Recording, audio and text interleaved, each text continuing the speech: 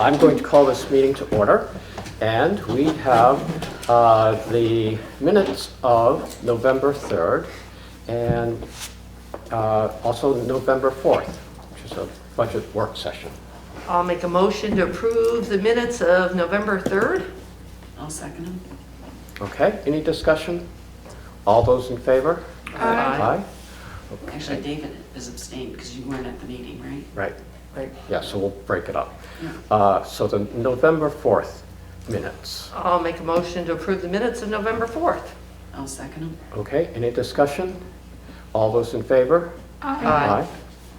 All right. We have bills for payment. We have warrants 11, the payroll 11P, and capital fund number 3. I'll make a motion to approve bills for payment warrants 11, 11P, and capital fund 3. I'll second it. Okay, any discussion? Warrant 11 is for $13,884.77. With that, most of that going to fuel for the highway department, tires and supplies and repairs, health insurance for employees, payroll taxes, our monthly Rescue Inc. payment, and some electric bills. Any other discussion? Okay, all those in favor? Aye. All right. We have our visitors and public comment section of the show, and Sarah Lang from Wow. Brattleboro. I think I got here on time. Credit Corporation. Yes. Hi everyone, Sarah Lang. I'm with the Brattleboro Development Credit Corporation. Sort of our just yearly visit to provide updates and of our programs and services and talk about funding if that needs to be talked about. I'm assuming you got the materials I sent, so the Selectboard overview, you all have that. Okay, great. So I'm just sort of going to run through that and sort of pull out some highlights of some updates that might be of interest to you all, and then just happy to answer any questions or, bring any comments back to the team. So around business assistance, we've had an expansion in our business team. There are now 3 people that work with businesses. So there's a lot of sort of reimagining of what types of services we will be providing businesses. And so we've started offering some more kind of hands-on workshops and trainings. There was a financial foundation 3-part series last week, and there should be lots more of that type of stuff coming out in the coming months. Our Pipelines and Pathways program, that's our high school program, where we work with high schoolers on career preparedness. Last week, 2 weeks ago, we had our Sophomore Summit, which is where all the sophomores in the Windam region are invited to attend. It's hosted in Brattleboro. They get to meet with people in sort of their career interests. And that went really well. It was pretty well attended for, a in-person COVID event. So I heard it went really well. And also our Pipelines and Pathways coordinator was connected with the Dummerston school. One of their guidance counselors reached out and asked if we could, work with their 8th graders on some career stuff. And so they did a career spotlight panel with women in leadership for that Dummerston school 8th grade class. So that was, I believe, this past summer. Some other things coming up. Our Community Facilities Technical Assistance Program, we just got another round of funding for that.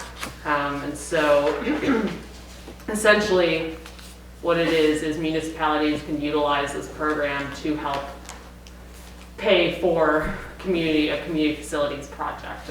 So for example, the town of Athens is using this program to basically, we used money to hire a grant writer for the grant writer to write a community facilities grant for the USDA for their town garage. So it's sort of this, we can help provide sort of the technical assistance for the baby step, with the ultimate goal of applying to community facilities loan or grant. And I believe Dummerston would only qualify for the loan portion of that just based on your median household income. So something to think about if the town has, community facilities projects that they're looking to get off the ground or sort of move to the next step. The Southern Vermont Economy Project, which is what I run, which helps towns and nonprofits build capacity around projects. We have our grant writing workshops coming up in January. There's a 101 and a 201, and so those are open. So if anyone's interested in signing up for that, you can find that on our website. And we are also hosting a multifamily home buyer course. We're partnering with Windam Windsor, and I can leave this with you all, to sort of get people thinking about, if they're interested in owning a multifamily home, sort of understanding the things that are involved in that. It's a little different than just owning a single family home. So that'll be interesting. That's also in January. What else? Let's see. Welcoming communities. We've been really involved with the refugee resettlement community in Brattleboro, and we have an upcoming meeting on Friday, the 19th, about renting to new Vermonters. So it's a meeting for landlords to attend to understand sort of what goes into renting to a refugee. There are refugees potentially arriving, the first arriving mid-December, which is really exciting. And then also part of the welcoming communities is sort of offshoot called welcoming workplaces. And we're working on basically employer trainings to be a more inclusive workplace. So there's lots happening with that. And then I guess the last things I'll mention are the Community Economic Development Strategy, the 5-year regional economic plan. We asked for people, towns, municipalities, nonprofits, businesses to submit projects to this process. And it's a yearly thing we ask every year, and it basically lets us know like what types of things are happening so we can help direct resources to those projects. It also benefits certain projects on if you're applying to federal and sometimes state grants, it'll ask if your project is aligned with the regional plan, the regional strategic plan for your economy, and that you can check that and you get a few extra points. So those projects are due November 30th at the end of this month. I think that's it. It's hard to talk with a mask on. But yeah, so happy to answer any questions. I can leave this flyer with you about the multifamily homebuyer course. I can also send it electronically if you're interested. It's already been sent around. Yeah, I think it came in the package. Say it again? It came in the package? This flyer, this is? Yes. Wow. Good for me for remembering to do that. Yeah, happy to answer any questions, and obviously, thank you for your continued support. I believe last year was the 4th year that you all have supported us financially, so it really means a lot, and it just means we can do more and better work for the community. So. Sure.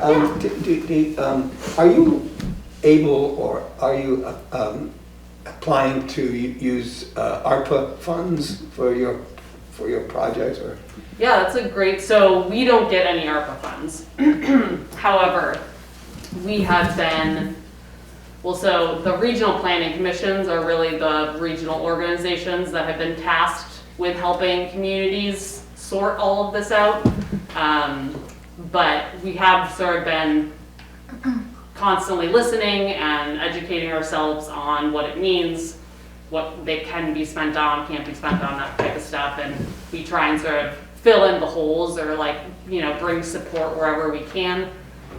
For instance, Westminster has an ARPA committee, and they've asked us to sort of attend regularly to just listen in and see where we can give suggestions or input. But we don't have any direct sort of. So in the case of Westminster, what they're doing, they're having a meeting to explore possible projects that they Yes. can apply for. Yeah. And you'd go there and attend and help them Yeah. work through that. Yeah, exactly. I Yeah. think, every town is doing it differently.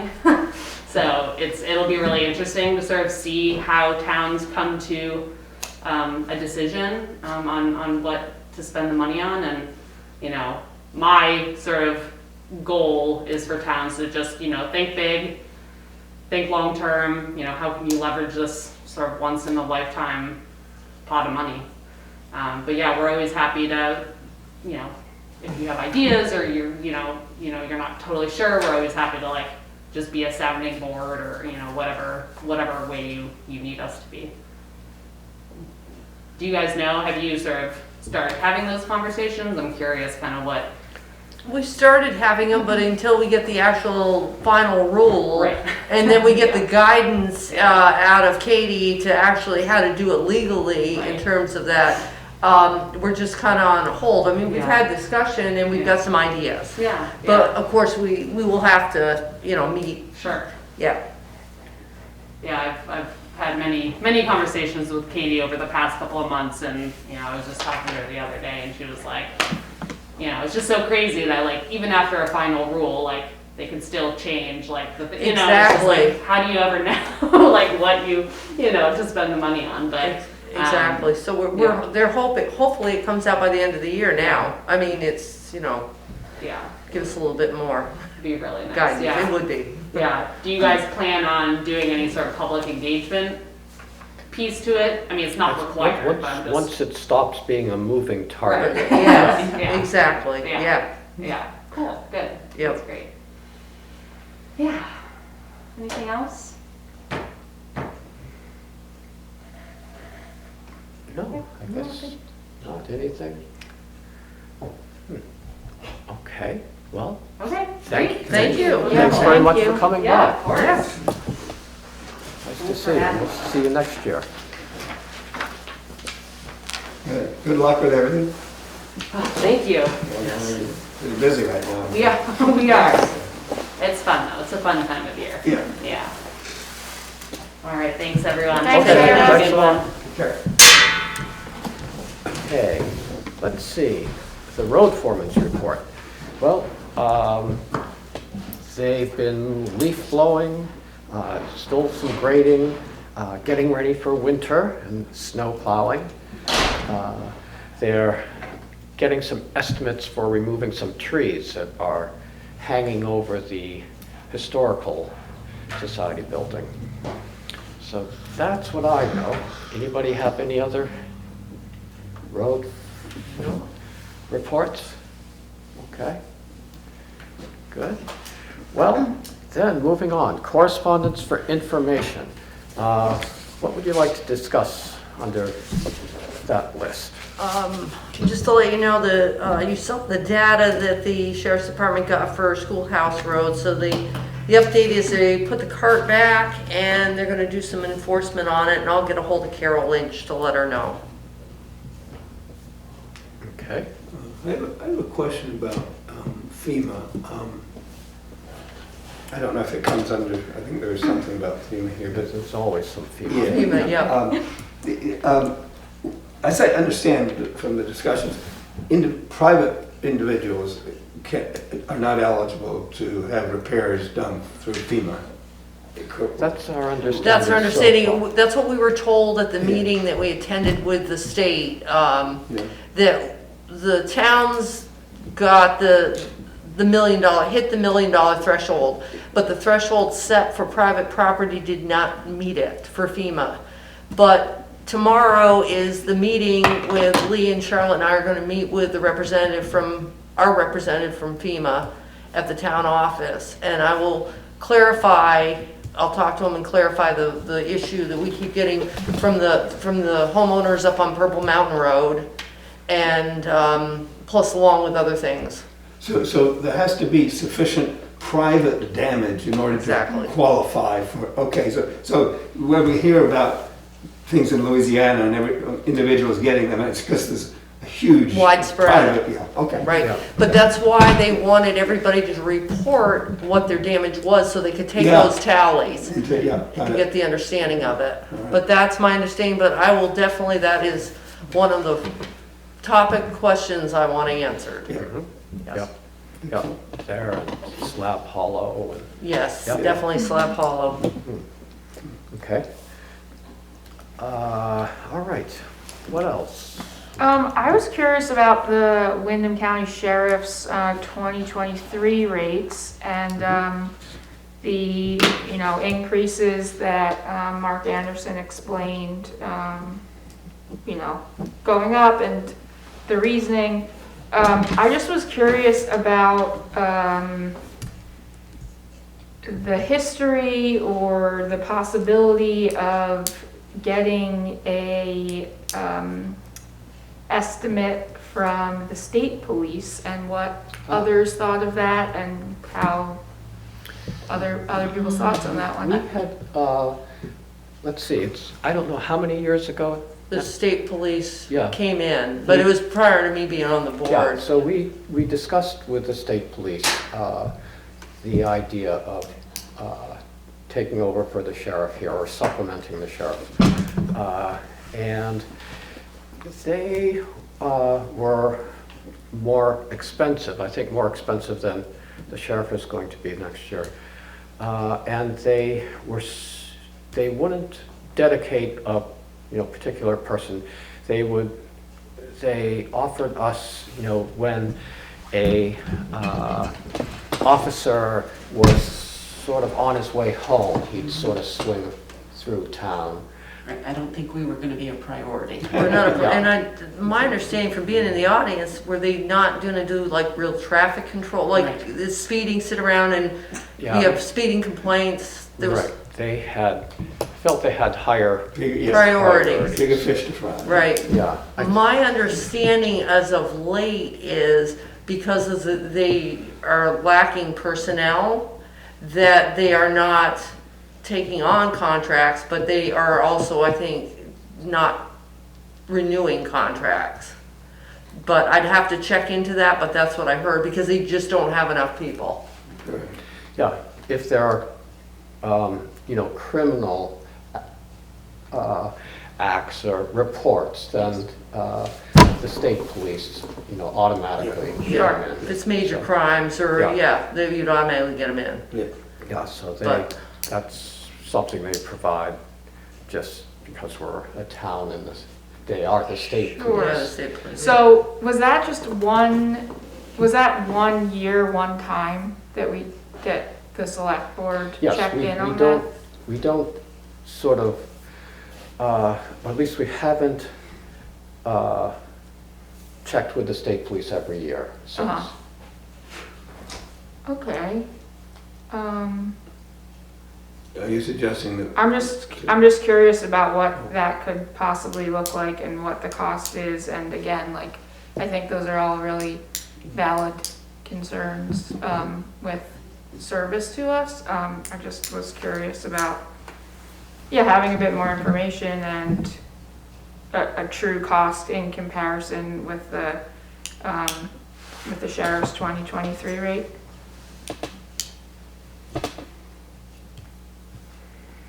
We can discuss you wanna discuss as a budget, or you want me to? Sure. Yeah, Such let's as do a that. budget. Let's Okay, great. Let's do that. do our due diligence. Yeah, Great. okay. Anything else on here? I Okay. think that about covers. I think that about covers that Okay, one. great. Let's go on to new business. Since Don Hubbard retired as our emergency management director a few years ago, the select board has been covering that position. Let's see, the state's making it a little harder for someone like a body like the select board to cover. And so, Maria made some phone calls and we interviewed a couple of people. And I think we're ready to appoint some couple to take over the emergency management for us and the town. So that's a little background.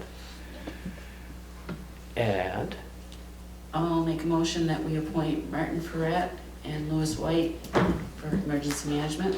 I'll second that. okay, any discussion? Just like to clarify what the stipend situation is. Mhm. I don't know that we ever discussed. Yeah, didn't really. Okay. With them, we didn't discuss it. Yeah, And it's still pending on the budget. Yes, so. okay. so that's a work in progress, I Yeah, think. got it. Okay, any other discussion? Okay, all those in favor? Aye. Okay. Maria, could you let them know? I will. They've been appointed officially. And then next on our list, Campfires Campground on Route 5 in East Dummerston. They're interested in, they hold events every once in a while, and they're looking for additional parking space. And they are proposing to lease or purchase a portion of I the think land. lease purchase, actually. Yeah. Yeah, yeah. Like lease to purchase. Oh, okay. I think that was I the- thought it lease or purchase. I thought it was or. Oh, I did too. okay, for some reason I like read it No. like that, so. Yeah.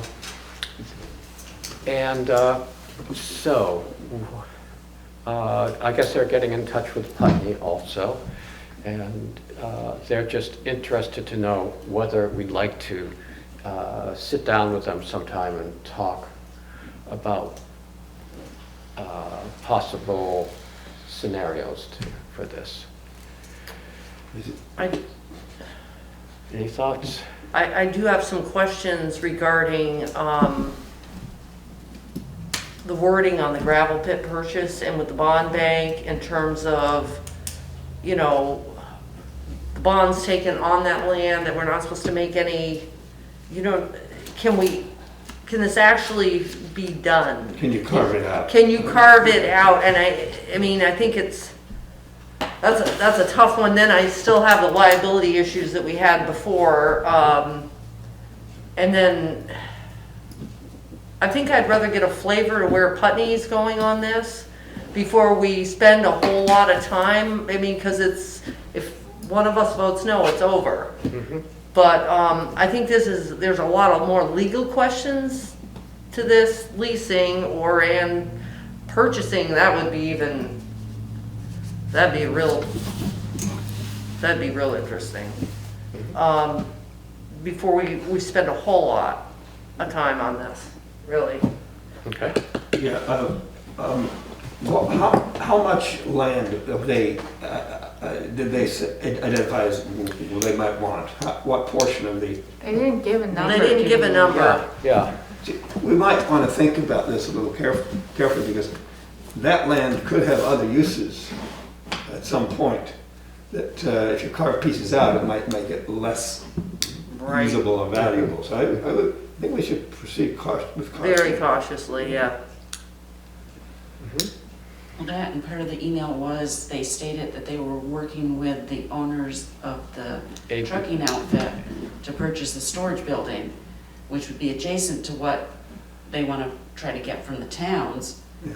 So how does that affect our right-of-way into the gravel pit? Exactly. Yeah. And then wouldn't even the gate have to be moved down further? Fencing Because would have to be be moved. moved. I mean, it's, If we have a deeded right-of-way, then that would be conveyed with the... it should be conveyed, Yeah. but we would have to move the fence down if that's And the gates. in the gates and everything.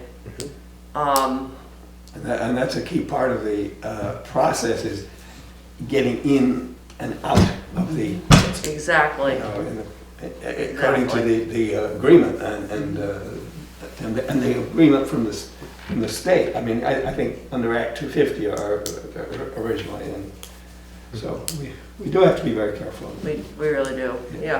I'd like to know if they've looked into the possibility of expanding their own parking lot on the property they already own. Yeah. Yes. Yeah, because if you look on the Google Town Maps, Mhm. there's quite a There's bit there. quite a bit of area there. Yeah, there's quite a bit. Okay. Let's see, I could write back to them or call and let them know that we're taking a very cautious approach. We're interested in what Putney has. Have they explored other parking options on their property? We still have concerns over liability and access to the gravel pits. And so we're not ready to jump, doesn't And I think seem. part of the, I don't know if it had to do with the bond bank or the agreement, the inter-town agreement, is that we couldn't sell any of the material out of the pit to make a profit Mm. on a retail Right, basis. right. So if we can't sell the material, can we sell the land? Right, Yeah. because that would be a profit too, Mhm. possibly. Or it still would be, yes. Okay, It's a tread A lightly. lot of questions, I think. yeah, Yep. okay, I'll Where let we you know are. we have lots of questions still. Yes. All right, so,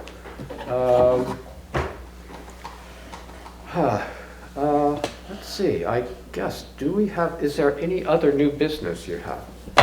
Anyone has? Well then, I'll make a motion, we adjourn. I'll second that.